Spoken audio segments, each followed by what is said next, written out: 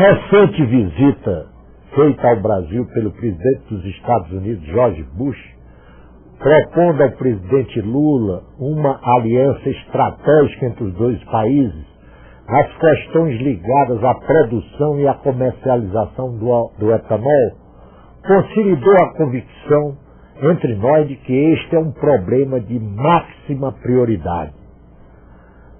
Mas as perspectivas que se abrem ao Brasil de transformação do etanol em uma commodity tão atraente quanto o petróleo tornam oportuno que se lembre o papel pioneiro e de relevo que teve o engenheiro e professor Bautista Vidal nesse programa brasileiro do Proálcool. Ele foi um dos agentes da transformação, um dos agentes que levaram o Brasil a adotar uma política para o aproveitamento da energia existente na biomassa. E hoje estamos aqui com o professor Bautista Vidal e o deputado Ariosto Holanda, do PSB do Ceará, para relembrar essa história rica e significativa. Lembrando também o papel importante do falecido ministro mineiro Aureliano Chaves de Mendonça, que foi o grande instrumento da política do Proálcool do Brasil. Doutor Bautista Vidal, o senhor que teve esse papel muito importante através de livros que eu tenho, inclusive, publicados há 20 anos atrás. 16 livros.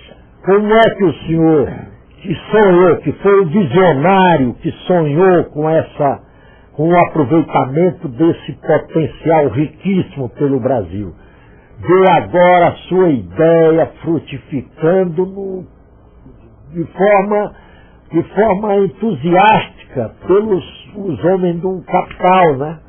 Hoje os homens do capital em São Paulo elevaram a quinta potência a exploração do álcool. Sertãozinho, no interior de São Paulo, se transformou num dos polos tecnológicos mundiais do álcool, do etanol, na fabricação de fábricas, de usinas de processamento do álcool. Olha, na realidade, o Brasil tem um potencial excepcional neste futuro energético da humanidade. Porque o petróleo está acabando. O petróleo está nos seus estertores, né? E aí precisa um substituto à altura, né? Para equacionar o problema de avanço civilizatório. Sem energia, nada é possível. O primeiro princípio da termodinâmica fala que nada se move ou se transforma no universo sem energia. Energia é fundamental para a indústria, para a agricultura, para os transportes, para as comunicações, para as forças armadas, para tudo, para a vida, né? Para a vida. Então, quer dizer, esse assunto vem há 40 anos sendo discutido, né? O programa do álcool foi criado há 30 anos, fez em dezembro agora, né? Quer dizer, mas foi o único país que montou um programa nacional de substituição vantajosa dos derivados do petróleo. Porque a gasolina é melhor combustível, quer dizer, é pior combustível do que o álcool. E os óleos vegetais são melhores combustíveis que o óleo diesel. Então, a nossa situação... Não são poluentes quanto o óleo diesel. Não são poluentes, têm maior potência, né? Tem maior potência. Tanto o álcool como os óleos vegetais são melhores combustíveis. Agora, essa história do coronel Hugo Chávez hoje nos jornais, de que a produção do etanol é antissocial, por meio de alimentos é antissocial porque vai faltar alimentos. Olha que o Brasil está nos jornais, eu li hoje. Porque o Hugo Chávez, inclusive nós estamos indo à Venezuela, é um entusiasta da questão da biomassa. E quer colocar a Venezuela... Ainda hoje tem uma crítica que ele faz na Nicarágua, na Guatemala, a esse... Eu acho que esse deve ser uma informação falsa, né? Porque a Venezuela tem um enorme interesse, quer dizer, em se juntar ao Brasil nessa produção de energia renovável. Porque o sul da Venezuela é trópico úmido, né? E o Dendê tem uma excepcional produtividade, são 40 milhões de hectares. Se nós colocamos o Dendê produzindo óleo diesel, nós podemos produzir 8 milhões de barris por dia de óleo diesel vegetal. Essa é a produção da Arábia Saudita. Aliás, o Financial Times, né, andou dizendo, ironicamente, que o Brasil seria Nesse novo mundo, a Arábia Saudita Não há a menor dúvida. Nas duas conferências mundiais afirmaram isso. A de 1980 em Houston e de 2005 em Bonn, na Alemanha. Quer dizer, o Conselho Mundial de Energia acha que a solução do petróleo são os combustíveis renováveis e limpos das regiões tropicais. E o Brasil é um continente tropical. A situação do Brasil é excepcional. O Brasil tem sol em grande quantidade, é o único continente tropical, tem água em grande quantidade, que é fundamental, tem fronteira agrícola maior do mundo e tem a melhor tecnologia. Depois nós voltaremos mais ainda. Agora, o deputado Ariosto Holanda. O deputado Ariosto Holanda teve um papel importante aqui nesse programa do biodiesel. Sem dúvida. Ele foi o pioneiro dessa história aqui e acabou pela determinação, pela obstinação, fazendo com que isso se transformasse numa política de Estado. É verdade. O deputado foi um dos que discutiram a questão ainda nos primórdios do Conselho de Desenvolvimento Tecnológico da Câmara dos Deputados. Deputado Ariosto. Antes eu queria resgatar um pouco a história aqui, né? Eu fico muito feliz porque eu estou ao lado de uma pessoa, de um homem que me ajudou muito. Ele foi meu professor na Petrobras, lembra? E ele na STI me ajudou a implantar o Nutec. E foi na época dele que ele implantou esse programa vitorioso do Proálcool, né? Mas ele esqueceu de dizer que foi também da STI, e ele me deu apoio na época, Bautista. Em 79 nós lançamos o Prodiesel. É verdade. Tu lembra? Verdade. Lá com o Expedito Parente, o biodiesel já é de uma... a invenção veio de 1979, tanto que o Expedito perdeu já a patente porque caducou. Mas foi o Bautista que nos deu esse apoio, e nós criamos o Prodiesel. O Aureliano Chaves foi lá. Isso merecia uma homenagem. Inclusive merecia uma homenagem mesmo. E hoje nós estamos numa luta política, porque me preocupa esse avanço aí do Bush, é preciso dizer isso, né? Porque nós não temos uma política na área de biocombustíveis que seja gerenciado por algum organismo. Exatamente. Né? Porque não adianta você colocar o Proálcool e o biocombustível, aí, no caso do biodiesel, dentro da alçada da Petrobras. Eu estou defendendo que seja criado tipo um ministério que fica ao lado do presidente Lula, definindo essa política de regulação do álcool, porque o álcool não é regulado. Se você olhar a história do álcool, que tudo partiu... Inclusive regulação de estoques, para manter a estabilidade dos preços, nem contra os produtores, cujos interesses também são importantes para o país, nem contra os consumidores, que precisam ser também defendidos, né? Eu queria relembrar a história, o Bautista lembra disso, que quando houve aquele choque do petróleo, né, o dólar... O barril pulou de $2 para 11, aí foi quando lançaram o Programa Nacional do Álcool, e aí houve todo investimento e subsídio em cima do álcool, lembra? Muito subsídio, juro negativo, e eu me lembro que em 95% da frota a preferência era álcool. Chegou a 96. 96 chegou a 96. Qual era o sucesso? Mas como o programa estava sem uma regulação fixa, quando veio não havia confiança no suprimento. Você se lembra quando os usineiros resolveram vender para o exterior, né? Para o exterior, mas o açúcar e não álcool, houve aquele queda, né? Ainda hoje esse problema existe. Quando o açúcar tem elevação no mercado mundial, eles saem do álcool e vão para o açúcar. Devia haver algum tipo de compromisso, claro, já que se trata de um serviço público. Claro, necessariamente. Tem que haver alguma lei aqui do Congresso de natureza estratégica que transforme o suprimento do álcool numa concessão de serviço público. Claro. Para que o usineiro tenha obrigação para com o mercado. A ONP não regula o álcool, não regula o biodiesel, regula a gasolina, mas o álcool está solto. E de repente vem esses grupos de fora e querem transformar o etanol numa grande commodity, mas de empresas multinacionais. Só para você ter ideia, o BNDES hoje tem 189 consultas. 40% são de empresas estrangeiras. Agora, deputado Ariosto, a visita do presidente dos Estados Unidos tornou-se importante para o Brasil, falando em termos pragmáticos, porque nós precisamos transformar o etanol numa commodity. E com a entrada dos Estados Unidos, que é uma potência planetária, essa hipótese se torna mais provável.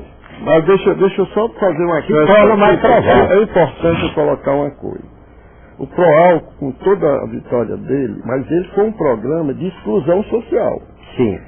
Eu me lembro que na época que eu estava no NUTEC, eu tentei levantar a bandeira, e o Bautista nos apoiou, mas infelizmente a política econômica não contemplava, das mini destilarias. Claro. Das mini destilarias. Se você pegar, hoje a produção do álcool no país é 17 bilhões de litros. Quanto é que o Nordeste participa disso? Participa com menos de 10%, com 1 bilhão e pouco. Então, há que ter uma política diferenciada para as regiões mais pobres, mais deprimidas, e que concentram tudo pequeno. Agora nós estamos fazendo com o biodiesel. Agora também o senhor sabe que esse regime de economia de mercado, o detentor da iniciativa, ele não tem responsabilidade social. Quem tem que assumir esse papel é o Estado, é o governo. É por isso que eu defendo uma política que o governo regule isso. Por isso torna-se oportuno até que o presidente Lula crie uma secretaria, um ministério que venha tratar da política dos biocombustíveis. Por que ela está avançando a política do biocombustível? Primeiro por questão do aquecimento global. Isso está incomodando. Hoje a indústria, Bautista, ela extrai 7 bilhões de toneladas de carbono que é liberado. E se for mantendo esse mesmo ritmo, em 2050, isso vai para 14 bi. Aí vai sufocar todo mundo. E o petróleo contribui com isso com mais de 50%. É verdade. Então, há que pensar em outra energia, e o Bautista já colocou isso, e o biocombustível chega na hora, né? Só que, por exemplo, se você pegar os Estados Unidos, ele está extraindo o álcool do milho, está desequilibrando o mercado de rações lá dentro e não tem condições de substituir. E fazendo com que o milho suba de cotação no mercado internacional e os produtores brasileiros estão comemorando. E o álcool do milho custa o dobro que o álcool da cana. Eles impuseram uma sobretaxa ao nosso álcool, de 0,32 por litro. Mas isso é muito alto. Isso significa 100%. Quer dizer, essa questão da commodity, evidentemente o preço americano é que vai predominar. Então isso vai significar duplicar o preço do álcool para o Brasil, tá certo? Quer dizer, mas assim mesmo o álcool brasileiro tem competitividade no mercado americano. O Brasil vendeu, parece que 1 bilhão de litros.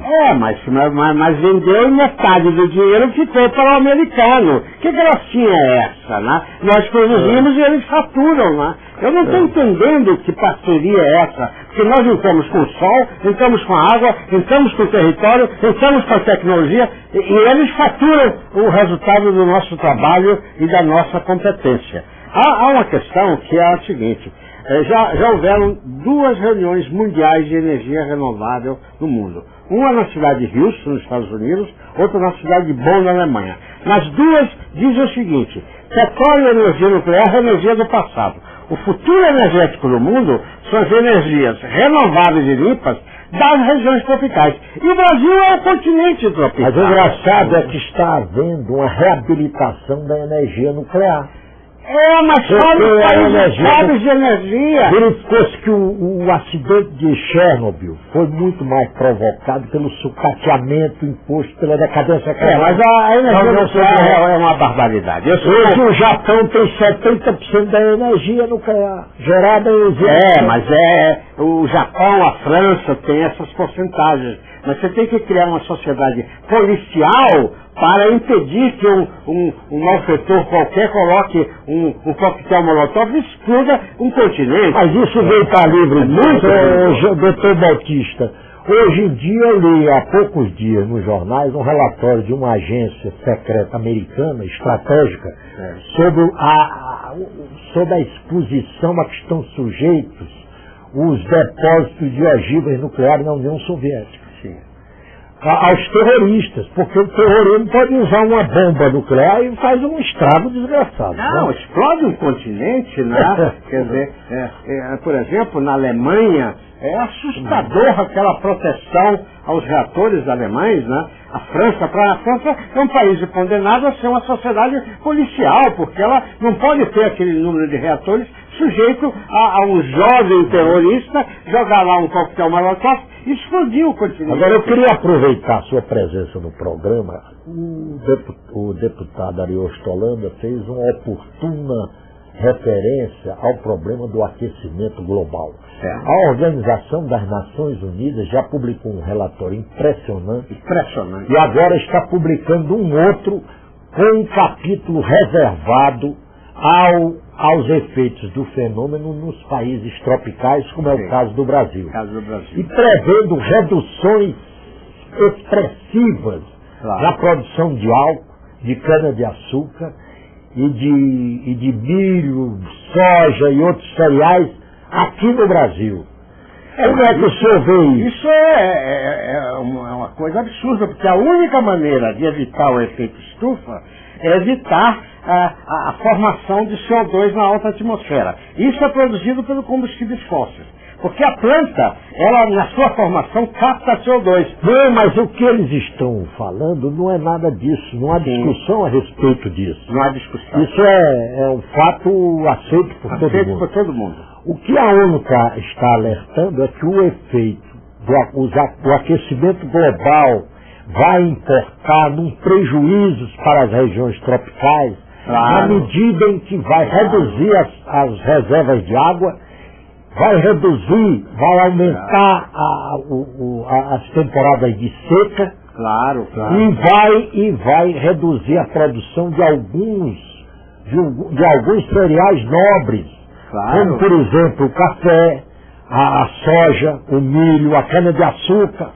A cana-de-açúcar no cereal não, aí já é outra coisa.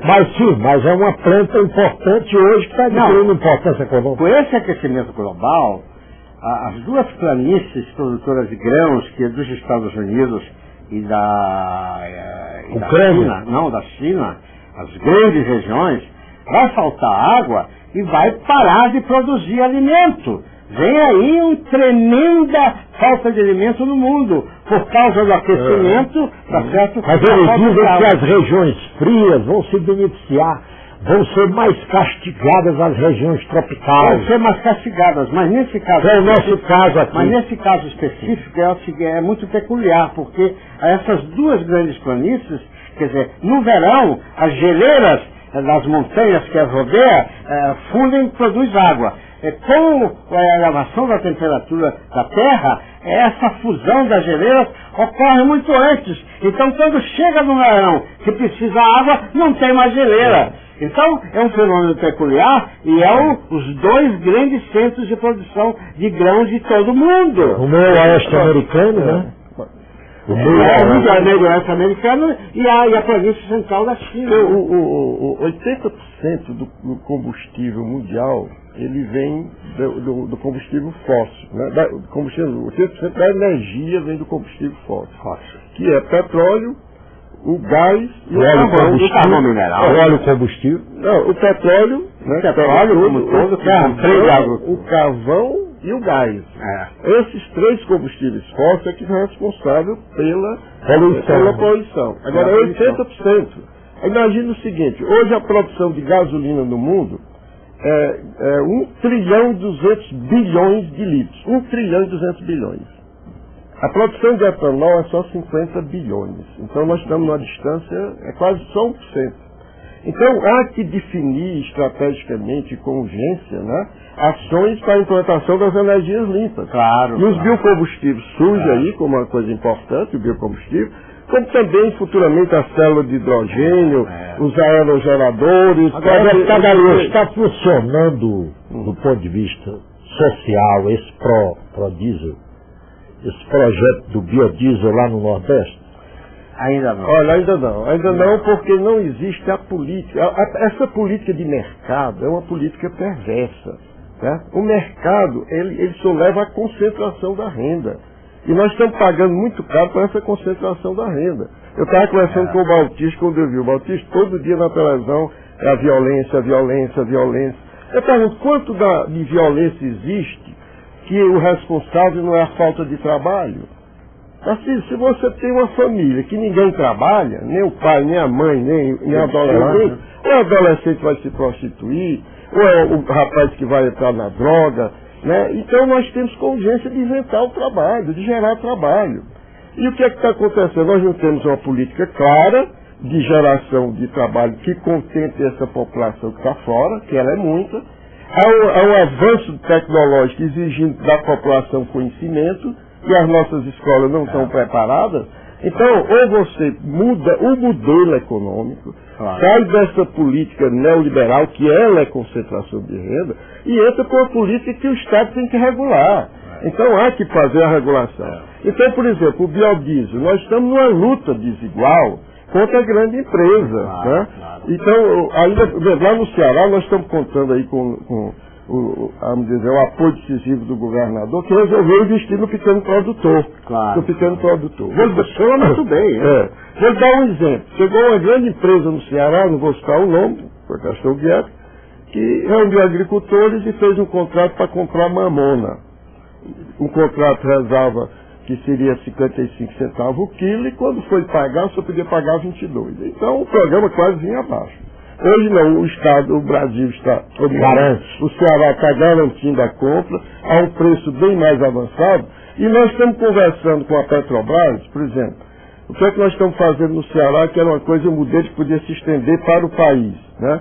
Era você montar uma usina de transfertificação maior e em volta as esmagadoras, né? As esmagadoras, porque então nós estamos levando 20 mini usinas de 8 mil litros por dia, lá para o Ceará, 20 mini usinas. Em volta dela você vai ter umas 3 mil ou 4 mil famílias, para 20 vezes 4 mil famílias, são 80 mil famílias. Qual a renda que cada família dessa terá? Se ele fizer o consórcio mamona e feijão, ele vai chegar a uma média de 700, 800 reais por mês. É uma boa renda. Isso é uma fortuna. E o governador está investindo mesmo nesse programa, financiando o pequeno produtor. Isso é a saída. Bom, a Petrobras monte a unidade de transporte. Isso tem que ser uma política de Estado. De governo federal. Por isso que há uma urgência urgentíssima de a gente colocar... certamente a Petrobras não vai fazer isso. Não vai, nem pode. Nem pode. Eu tenho sido um crítico construtivo dessa ineficiência brasileira de produzir óleo vegetal substituto do diesel. A Alemanha produz 100 vezes mais óleo vegetal. A Alemanha não tem sol, não tem água, não tem território, e produz 100 vezes. Que história é essa? Nós estamos indo muito mal. Então eu tenho sido um crítico construtivo, aí o presidente Lula me chamou. Conversamos 2h30. E eu fui dizendo para o presidente, o senhor não está conseguindo sucesso, porque o senhor não tem nenhuma instituição de peso tomando conta das energias renováveis e limpas. Quando nós quisemos entrar na era do petróleo, nós criamos a Petrobras. Quando quisemos fazer o programa do álcool, a Secretaria de Tecnologia Industrial se responsabilizou por isso. Qual é a instituição? É o ministro Zé Disseu em reuniões esporádicas? Não tem sentido, não é? Então, nós estamos completamente despreparados. Então, na conversa com o presidente, uma conversa que eu gostei, viu? Ele está preocupado. Isso faz 2 meses e meio, 3 meses, né? Muito recentemente. Aí, uma conversa que eu gostei, o presidente participando, reconhecendo, e aí, presidente, o senhor precisa de um instrumento, né? O senhor precisa de um instrumento, o senhor precisa de uma empresa de economia. Aliás, não, foi ele que disse. Professor Bautista, eu acho que só há um jeito de resolver esse problema, é criar uma empresa de economia mista na área das energias renováveis. Afinal de contas, o Brasil tem a chance de ser o maior exportador do mundo de energia renovável em substituição ao petróleo. É uma responsabilidade maior do que o do petróleo é nosso. É verdade. Maior. E a riqueza que isso vai representar, o número de postos de trabalho, só na região amazônica, onde o Dendê tem uma altíssima produção. Então ele vai criar uma autarquia? Não, a autarquia não funciona, tem que ser uma empresa que uma possa... empresa pública. Empresa de economia mista, admitindo até sócios estrangeiros que venham aplicar o dinheiro. Não é fazer empréstimo, não. É aplicar o seu dinheiro, será ressarcido. Capital de risco, né? Capital de risco próprio, né? Então, essa empresa vai poder captar dinheiro em países que estão preocupados com o fim do petróleo. Na Europa, nos Estados Unidos. O Japão, por exemplo. O Japão depende do Oriente Médio e o exército americano está ocupando as regiões petrolíferas. Evidentemente, o exército americano não vai favorecer os japoneses nem os alemães. E são sócios nossos naturais, né? Tá certo? Esse empreendimento é o maior empreendimento mundial. Só do Dendê, da região amazônica, nós podemos produzir 8 milhões de barris por dia de óleo diesel vegetal. 8 milhões de barris por dia é a produção da Arábia Saudita. Nosso tempo, infelizmente, está esgotado. Queria agradecer aqui a presença do professor e engenheiro João Batista Vidal, que teve um papel pioneiro no estabelecimento de uma política para a produção de álcool no Brasil, para aproveitamento da biomassa. E é uma homenagem que nós fazemos ao professor Batista Vidal. E o deputado Ariosto Holanda, que também foi importante na implementação dessa política do biodiesel entre nós. Muito obrigado pela presença de ambos. Muito obrigado pela audiência e até o próximo programa.